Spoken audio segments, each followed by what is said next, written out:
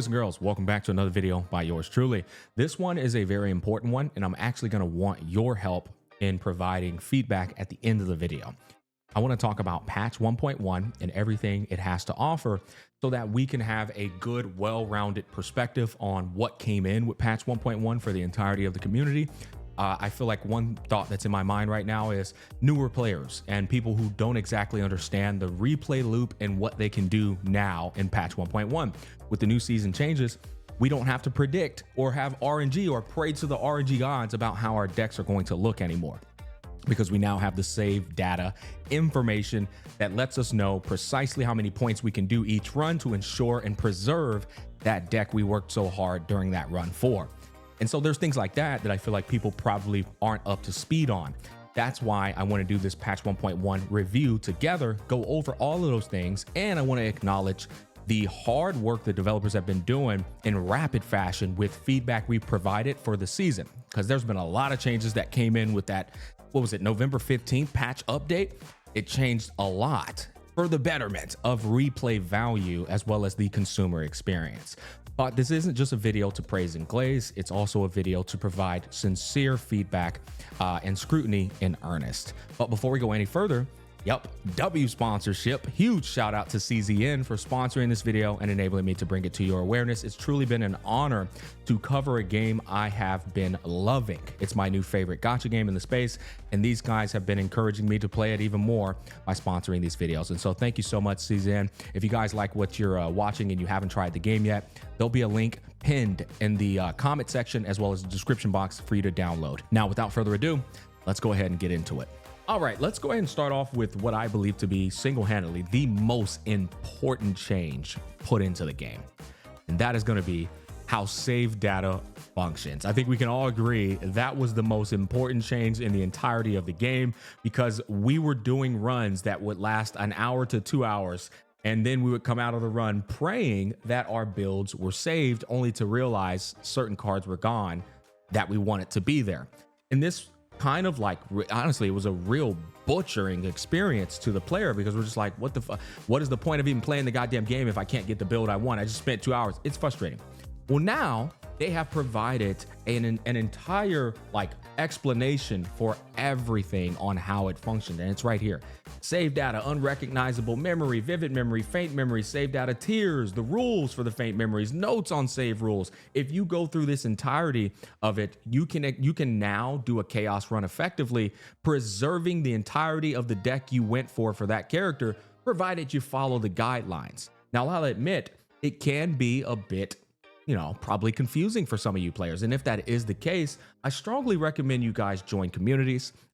People like me, Genizat, and Vulcan live stream this game quite frequently, and you can come in there and ask these questions and they'll get answered, I'm sure. But effectively, there's things like, if I want to use an epiphany on a particular ability, it'll cost me like 10 points. If I want to delete a card, the first card's a complete freebie, but if you try to delete all 3 basic cards in a run, it's going to cost you 50 points.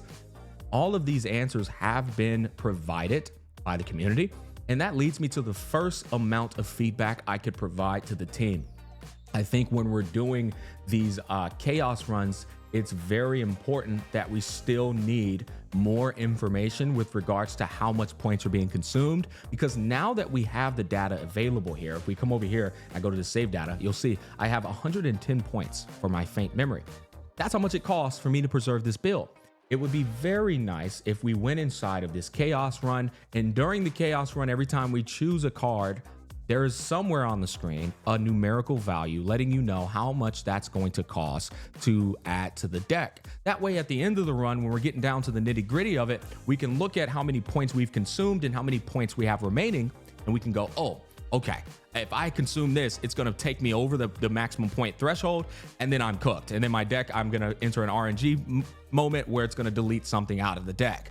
That would be very, very beneficial, I think, to replay value of the game, and it would even provide more information for the newer players, people who aren't as locked in on the game, to be able to enjoy and still not, be confused with why their deck got cooked. Anyways, that's my first bit of feedback. But putting that aside, monumental elements added into the game and added in relatively quickly. So that's a W. The next thing I want to talk about is the season itself. The season itself has been an absolute blast. I can't speak for everybody else, but for me, I have not gotten anywhere near the ballpark of boredom playing this game. I still have so many different builds I want to run. I still have so many different things I want to try. And now with the new season coming in, we can come over here to season info. This has been it's been such a blast getting to like delve into all the different things they added. So they added in new cards. And all of these new cards are effectively ways for you to buff the pre-existing characters you had prior to the season and give them new ways to run decks, if that makes sense. Like, I'll give you an example. A lot of people have already figured out that this card here is an absolute banger because just by drawing your own abilities, withdraw abilities from different characters, you can bring this card all the way down to a 0 cost and cast it for free. And so somebody like Yuki can make use of this and pop the hell off. Well, honestly, anybody can use it as long as you're just drawing the hell out of cards. You see what I'm saying? And so this has allowed us to indirectly buff characters prior to the season.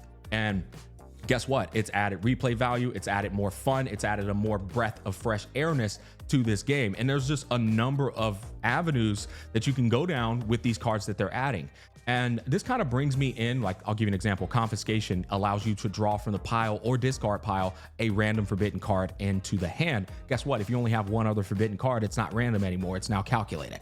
So it's just shit like that. That's really cool. And this excites me because seasons add a bit of structure and a dynamic to a game that allow you to look forward to the future. You're like, damn, I wonder what cards and equipments they're going to add into the next feature or season. You know what I mean? New Fates is more of a roguelike element. So when you start the game, you know, you get those cards, choose one as you're going through the rogue. Dimensional tunnel locations revealed. So now you can now you can choose definitively where you're going to go in your pathing just to get to that dimensional tunnel. These, once again, add more of a fun experience as you're going through that roguelike experience. And then you've got more equipment now. We've got Chimera Knight. When you draw by an ability, it's best in slot for Yuki. But they didn't just add things in the game that are just good for Yuki, although I will say that's 2 in a row that are good for Yuki. There's plenty of characters. Haru's a character that draws her own stuff with some of her cards. There's other characters that draw their own stuff, like Rin. Rin draws her own stuff with her cards. And so these are weapons that aren't just good for the character they're shilling for or promoting. They're good for other characters too. And so I think these are changes that have been massive. If there was feedback I can provide here, it would actually be to eliminate the single one-dimensional element. I'm actually not a fan of this. I think if we're gonna put a whole new season for us to do inside of this game, that's gonna last for quite some time, right? Because of the season, I think we should have more elements. I genuinely like how you did it with the 0 system, where you're able to re-roll for different elements and do different runs. But I do understand that these seasons come with a bit of a uniqueness to them, and I don't want to take away from that unique factor of the season. Case in point, this world, it's got some elements that are exclusive to that world. And so how do we solve that problem where you've got the void new world, but you still want to play with other elements, elemental advantages for certain characters while still maintaining that sense of uniqueness to that world? I think at the end of the day, it just goes with keeping the world the same way it is with the new roguelike avenues, but then you put monsters in there that are more friendly towards the elements. I don't know, but I will say it doesn't feel amazing knowing that this void element will always be beneficial to the void characters. So if I wanted to play with people who aren't void, it's not that I can't get the job done because I've been doing that. It just does, it doesn't feel like a good experience. I'm like, fuck, okay. I'm going in this knowing that this is a void element world. You see what I'm saying? So that's a bit of feedback I'd like to provide there. But that said, one big problem we were having with the new season, because this is the brand new Chaos Realm. With this, you can only get your equipment. Hey man, come on, bro. Stop calling me out, man. It's embarrassing. It's embarrassing, buddy. All right. So with this season, we were getting new equipment and new builds, but you can only get those builds by going through this world, because this is the only world that's offering the new equipment as well as the new cards, right? So you kind of got to do this run if you want to get those cards and equipment. But the problem with it was a very difficult world to get through because of, well, let's just face it, it's a bit challenging, but 2, they weren't giving the good rewards when we were going through some of the new roguelike elements, like Dimensional Tunnel. You would go in there and you just get some dog shit stuff, and then you end up having a bricked run and you get cooked, and guess what? You come out of that run with shit builds. Well, this was one of those times where it was a devs listen moment. I pulled this up right now, and everybody who's already been playing the hell out of the game already knows this, but they put out a patch update immediately addressing all of the feedback we were providing. And this was an insane update, guys. Because here was the problem with the world. The reason it was difficult was because the zero system buffs we would get, and I'll give you an example. We'll just go straight in there. So they have this in-game mode. This is probably for newbies, where every time you complete it, you actually get permanent upgrades, effectively making that run a bit easier on you because you go in there with these boosted upgrades. They would even improve the chances of the delaying shop appearing, and that's where you're able to buy equipment versus the regular rest zone, you know what I mean? And I'm still getting through it, as you can see, because Unc Smack don't got time to play his game 12 hours a day. But this now applies to the seasonal Chaos Run, Laboratory Zero as well. That was one of the massive changes that they added in. Another thing was some of the sweats had already gotten to the final areas of the game, and they kind of felt like there was less content to do. And so the Galactic Disaster was expanded upon immediately, like in rapid fashion by the team. They said, we're adding levels 9, 10, and 11. And so now there you go. You got more levels and more content for the sweats to do, who play this game 12 hours a goddamn day. The Chaos the Chaos Interior boss for difficulty levels 9 through 11 will appear as rare species. So for those of you who don't know what a rare species is, it's like they're kind of got this gold or like red golden aura attached to their bodies, which makes them way stronger, but they drop better gear too. It's a very intimidating thing to do. And so it's cool when you run into them, you're like, oh, hell no, bro, get me out of here. You can't get out of there. You got to fight them or get clapped. I like that type of stuff, and I think we need more of that. In fact, I think you guys need to get more creative. Here's some more feedback. More creative with the rare species. Don't just make them that one color. Make them like different colors with different little unique perks. Make them like a greenish aura, a freaking purplish aura. And then every time we get that, like that encounter, it gives more of a peekaboo, like a surprise factor, which is always a fun thing to witness, because the first thing that goes through our minds is, one, can I overcome this fight? Two, I wonder what they're gonna drop, right? And so I think that would be a good feedback for the team, but ultimately I love what they did there, and they did it so quickly. Chaos orbs will be added to the rewards in Laboratory Zero Chaos. This was another W, because now in the seasonal content, when you complete it, you can actually get Chaos orbs in addition to the fragments that are exclusive to the season. Let me show you, just in case you didn't know that. If we come over here, these are the Chaos orbs. These are very important for permanent upgrades in your Zero mode, which, by the way, are now fully transferable to the seasonal.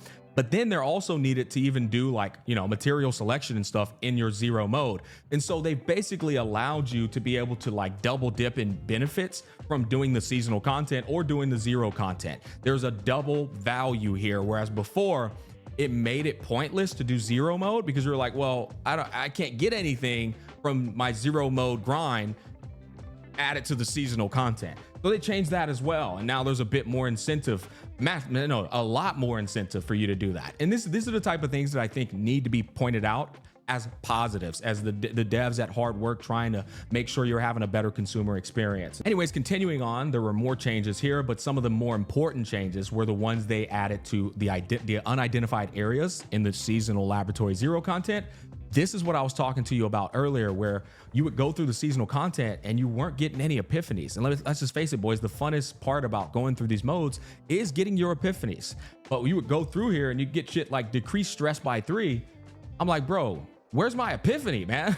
And so they've changed that. All right. After now, that was before. Now, one random combatant gains epiphany. So now you're not going to get this dog shit ass reward. You're going to get this instead. Failed Replica 2. This was another event that would encounter. Before, it just gave you a 20% max health increase. Now, triggers Nihilium Epiphany, the big dick one that gives you massive buffs. And so and you get to do it to a selected card. Huge game changer buff, right? And I haven't even done this yet. I'll be real. I haven't played the Zero mode in the time that they announced. I don't think I have. Maybe I did. I feel like I haven't, because I haven't done all this and gotten all these crazy buffs, bro. I need to go do that shit ASAP. I've been doing more so like testing with Yuki, and I got my build right before all of this happened, a pretty solid build. So I haven't been able to really go back in there and really like bang this part out. But that said, a lot of the stuff, just giving you an examples, decrease stress by 9 before. Now select and duplicate 1 card from 3 random rare or higher cards. And so now it's a much better run experience in terms of you trying to get your builds for your characters. You can keep scrolling down here, but they did a lot of similar things like that. They just made the cards, the buffs, and the equipment a bit better. They've also buffed some of the memory fragments down here.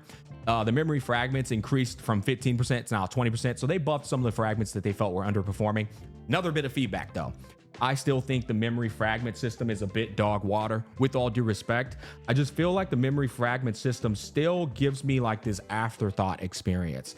I don't really see a unique factor or a sense of motivation to be excited to build the memory fragments. I don't know, the way that they function, in my personal opinion, I feel like it lacks a bit of creativeness. I think they can still do a lot better with how these memory fragments are incorporated into the overall build of these characters. I'll be real, I'm way more excited to get my decks built out, and then a memory fragment was like, I guess I'll go and see what I can get here. That's just my personal experience. I'd actually love to hear what the community thinks about that down below.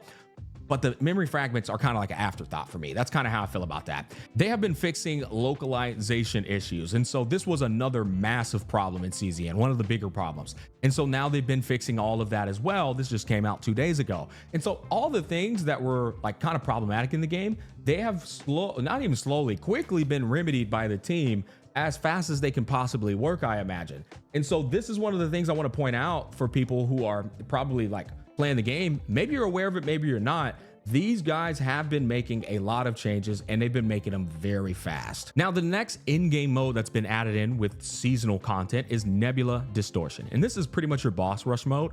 Right now, only 1 boss is out, but as you can see, in another 7 days, we get the 2nd boss, and then in the 21-day period, we get a 3rd boss. But this is essentially a mode where you can take your seasonal builds that you've made going through Laboratory Zero and fight this boss with them. Now they've got 4 different difficulties. And once you beat all 4 difficulties, the real end game begins, which is this over here. They start giving the boss, you can just check each one. They start giving the boss buffs, and you have to beat this boss with these buffs he has, or debuffs, because they start giving you debuffs at the start of the turn. 1 in pair, decreased turn draw by 1. That's a real annoying one, bro. For boss monster, increase HP by 50%, decrease damage taken by 20%, and increase damage dealt. It's like, God, how many buffs you gonna give this motherfucker? I still actually haven't beaten this. I haven't beaten this mode here yet. Now that said, it's only because I want to beat it with Yuki and no one else, and I'm still working on getting that God Yuki build. So that's cool because it pretty much enables you to go in here and say, okay, how good is my builds that I have made? If I can beat this guy on the final mode, then I know I've made some pretty decent seasonal builds. In case you're wondering, by the way, all seasonal builds will still be acquired and transferred over after the season ends. So it's not like they go away once the season ends. You get to keep them. Just wanted to throw that out there for anybody who was wondering. Anyways, yeah, so this is another incentive too for you to go into your chaos lab mode, your laboratory zero, and build multiple characters. Not just 1, not just 2, but build a number of them, because you cannot go into that Nebula Distortion mode with non-seasonal content builds.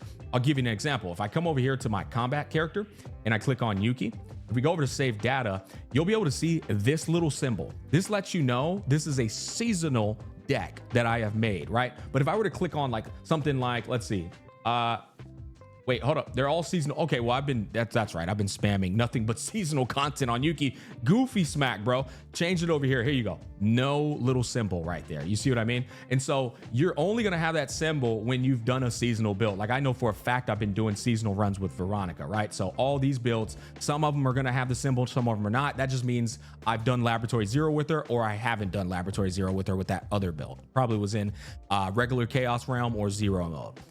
Basically, long story short, you can't do Nebula Distortion unless you have a seasonal build. Therefore, you need to build more seasonal builds on characters.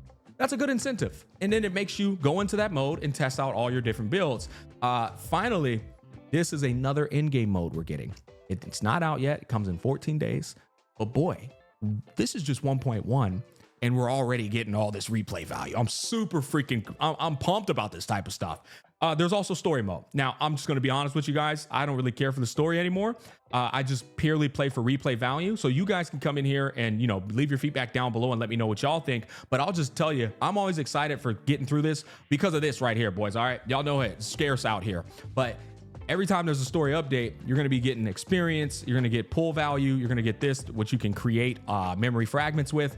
But then you're going to get some units. And that's something else I want to talk to y'all about. In the Arc City, there's a way for you to unlock, basically, it's kind of like daily chore content, but the content will pay you. This right here it's getting more important the more I play the game. There's just certain little elements that keep unlocking. And I'm like, wow, I didn't know that.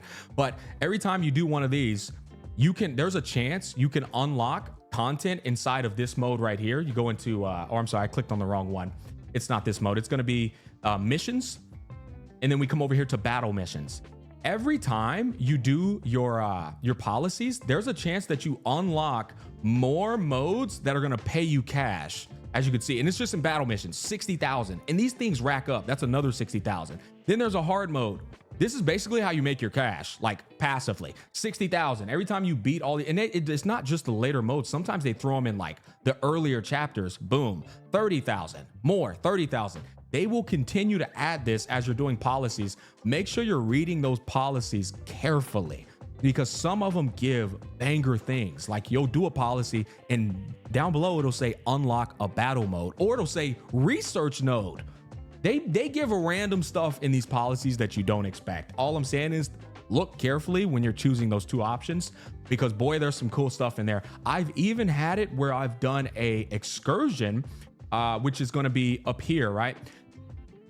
I don't know if this is true or not. I'm actually still figuring this out. I think your higher affinity characters, when you do excursions, might yield better rewards. Don't quote me on that. I got paid 100K going on a date with like Selena. And my Selena is, I'm level 10 with Selena. I did an excursion with her and got paid 100,000. She's a gold digger, boy. I mean, I'm a gold digger. I'm a gold digger, boys. It was pretty freaking cool, man. I'll be honest. And so that's another way for you to make some money. The last thing I want to point out, this is not really seasonal content, just kind of pointing it out. Make sure you're filling out this top row as much as you possibly can, because this top row is where all the value is. You can increase your stamina cap. You can unlock stuff like I'm working on this right now. Skill redraw as an ability in terms of the time manipulation. The other one, there's just a lot of value on this top row. Just make sure you're not sleeping on it. I think that's pretty much everything I wanted to talk about in terms of seasonal changes. There is also a little card thingy. You can basically make this your #1 build. That's your most broken build that you've gotten, right? And you can go customize favorites, and you can change like the background of the card and stuff to like make it unique. You know what? I actually like that. I'm actually gonna save that one. And you can put little stickers on the cards as well to like put it as your signature build for that character. It's a cool little thing that I like. And that's pretty much all I can remember in terms of seasonal changes. Now, the last thing I would like to point out though is, guys, can we get some deck loadouts? Dear God, not only do we need some deck loadouts, I would also like if we could dismantle fragments all at once. If there's a way to do it, I had no idea. But right now in the dismantle section, I tried to do like auto register rare, and I would click on that, and I still had to individually click on each one of them. Maybe it's something I don't know. If I'm wrong, chat, correct me down below in the comment section. I'd love for y'all to correct me. But yeah, that's some like little like first world problem QOLs that would make a world of a difference. I also wanted to add in one more bit of feedback for the development team. I want to see more seasonal exclusive perks. Right now, I feel like there's not really enough. I would love to have unique holographic cards, even if it's just like bare minimum hands-on, where it's just like a barrier around your cards to let you know you participated in a season as like a token of or badge of honor. I would more so really like it if they cooked above and beyond, like a one consumption card that you can put on any one of your characters, something along the lines of that, and it changes the way their animation looks or something. I'm just throwing ideas out there, but I do think this would be good if you can have this as a reward in congruency with the seasons. Another thing is, and this will be monetary incentive, cosmetics with visual enhancements or 3D model changes. You know, the 3D model that pops up on the screen and you get to admire them. Maybe they'll do a completely different animation when they pop up on the screen when you're hovering over their cards. or they'll just be wearing something different. I'm 100% fine with paying for cosmetics that don't exist in the game at all currently. Right? Like a lot of the times you hear people complain about this stuff. Like, bro, it's not even in the game right now. Shut up. Especially as a free-to-play player that would like to spend without interfering with my competitive journey. Because that's one of the things, some people aren't free to play because they're broke or cheap or whatever. Some people are free to play because they just don't want to ruin that competitive, free to play experience. And so if I could spend on cosmetics and visual enhancements or even holographic cards or whatever, I wouldn't mind doing that. 2, more volume of worlds, enemies, and enemy abilities to overcome. I do think their worlds could look even more distinctive than they look right now. Maybe we can get some underwater worlds and stuff, like really start cooking up with the world details, atmosphere, and such to be distinctive from other worlds. But I think we can do with more enemies and more enemy abilities that are going to invoke strategy. This could also help with the one-dimensional element. Yeah, because right now it's just void in this season. But maybe we could do something like 2 worlds with 2 different elements and dynamics per season. Double the equipment, the cards and fates, that's what it would do. And then the first half of the season, you got that 1 world, and then the second half of the season, add in the 2nd world. And now we got 2 whole worlds to kind of like, get some grind in and such. Now, I do take into consideration that some people might think this is like a lot of content to grind for, but hey, that's the beauty of it. Like, it's up to you and the time you have available. Me personally, I'm playing the game at tops like 4 hours a day unless I stream. I don't give a damn if other people are playing it 10, 12 hours a day and getting more rewards. At the end of the day, I'm having fun with the time I have available to play it. 3, restarting hands in the basin. This is a QOL request. Needs to be a thing that doesn't involve exiting out and re-entering with load screens. Yeah, it's kind of annoying. I really think the basin just doesn't synergize well with deck building games where you can just open up with bricks. And it's just like, okay. Now, it's cool that they have cards that you can get inside of the chaos runs where you're able to like reset your hand and such. But I mean, if we're going to have this basin where the whole purpose of it is to destroy the enemy as fast as possible, then it makes sense to just be able to reset hands as soon as you draw a brick, reset the hand. Okay, I got the hand, and now I'm able to pop off with what I want to pop off with in combos. Anyways, that's going to wrap up this video in terms of my patch 1.1 review and feedback in earnest. If you guys had some additional input that you would like to provide, please comment down below and provide it, especially if you think I forgot to mention anything. Once again, if you haven't played CZN, you can download the game right now using my link in the pinned comment section or the description box. Huge shout out to the CZN devs for sponsoring this video and enabling me to bring it to your awareness. That's going to wrap it up. Catch you guys on the flip side. Peace, love, and happiness.